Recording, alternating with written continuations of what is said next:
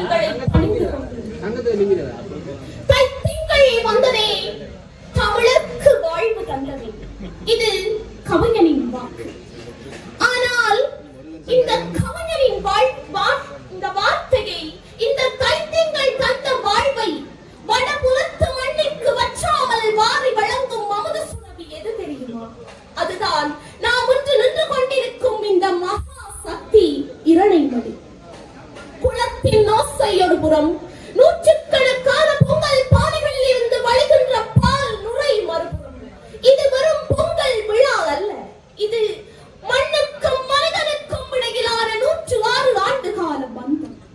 1921 விதைக்கப்பட்ட ஒரு கனவு இன்று 2026ஆம் ஆண்டிலே 106 ஆண்டுகளை கடந்து லட்சக்கணக்கான விவசாயிகளின் முகத்தில் புன்னகையாக பொங்கி வழிகிறது.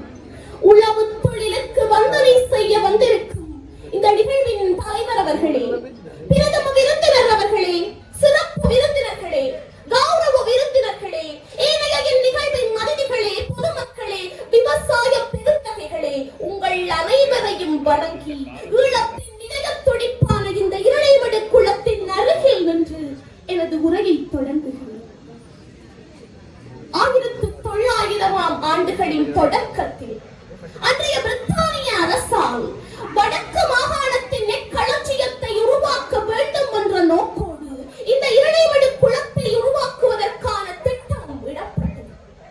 1902 இதற்கான முதற்கட்ட ஆய்வுகள் தொடங்கப்பட்டன. 1921ஆம் ஆண்டிலே இதன் கட்டுமான பணிகள் முழுமையாக நிறைவடைந்தது. அந்த காலத்திலேயே இது ஒரு மாபெரும் நீர்ப்பாசன பரப்பாக அமைந்தது. காலப்போக்கில் அதிகரித்து வரும் விவசாய தேவைகளை கருத்தில் கொண்டு குளத்தின் வான்கதவுகள் மற்றும் அணையின் உயரம் என்பன உயர்த்தப்பட்டன. 2018ஆம் ஆண்டிலே ஆசிய அபிவிருத்தி வங்கியின் நிதி உதவியுடன் குளத்தின் புனரமைப்பு பணிகள் மிக பாரிய அளவில் முன்னெடுக்கப்பட்டு 36 அடியாக குளத்தின் நீர்மட்டம் உயர்த்தப்பட்டது.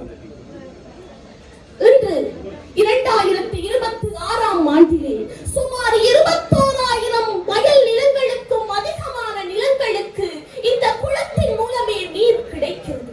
75%த்திற்கும் அதிகமான வயல் நிலங்கள் இந்த இரணைமடு குளத்தையே நம்பியுள்ளன. யுத்தம் எமது வீடுகளை சிதைத்த போது நான் இருக்கின்றேன் என்று வற்றாமல் பாய்ந்து நமக்கு வாழ்வளித்தது இந்த இரணைமடு அன்னைதான். இந்த தாய்க்கு நன்றி செலுத்தவே நாம் இன்று 100க்கும் மேற்பட்ட பானைகளில் பொங்கல் வைக்கிறோம். நாம் இன்று வெறும் பொங்கல் விழாவை மாத்திரம் கொண்டாடவில்லை. இந்த இரணைமடு தாயின் 106வது ஆண்டு நிகழ்வையும் மிக பெருமையுடன் கொண்டாடி கொண்டிருக்கிறோம். இந்த 106 ஆண்டுகளில் இரணைமடு செய்த மிக பெரும் சாதனை எது தெரியுமா? அது ஒரு மனிதாபிமான குடியேற்றத்தை உருவாக்கியது. ஆம், தீரகத்தில் இருந்தும் மலையகத்தில் இருந்தும் பிழைப்பு தேடி வந்த ஆயிரக்கணக்கான குடும்பங்களுக்கு தஞ்சம் கொடுத்தது இந்த இரணைமடு அன்னைதான். காடாக இருந்த இடத்தை திருத்தி கல்லையும் முள்ளையும் அகற்றி இந்த நிலத்தை ஒரு நெற்களஞ்சியமாக மாற்றிய அந்த உழைப்பின் வரலாறு இன்று 106 ஆண்டுகளாகி நிற்கிறது. இத்தனை ஆண்டுகளில் இரணைமடு அன்னை எத்தனை இடங்களை கண்டிருப்பாள். யுத்த காலத்தில் எத்தனையோ தடவைகள் இந்த குளக்கட்டுக்கள் அதிர வைக்கப்பட்டன. வயல்கள் கருகி வறண்ட பூமியாக இந்த நிலம் இருந்த பொழுது தன் மடியிலே நீரை தாக்கி வைத்து தனது பிள்ளைகளின் வருகைக்காக காத்திருந்தாள் இந்த அன்னை. 2018 குளத்தின் புனரமைப்புகள் மேற்கொள்ளப்பட்டு வான்கதவுகள் மற்றும் குளத்தின் கொள்ளளவு என்பது அதிகரிக்கப்பட்ட போது இது இந்த மண்ணின் ஒரு மறு துறப்பாக அமைந்தது. அது மாத்திரமல்லாமல் இன்று 21,000 விவசாய நிலங்களுக்கும் அதிகமான நிலங்களுக்கு நீர் ஊற்றி சுமார் 15,000 விவசாய குடும்பங்களின் வீட்டில் அடுப்பை பற்ற வைப்பது இந்த 106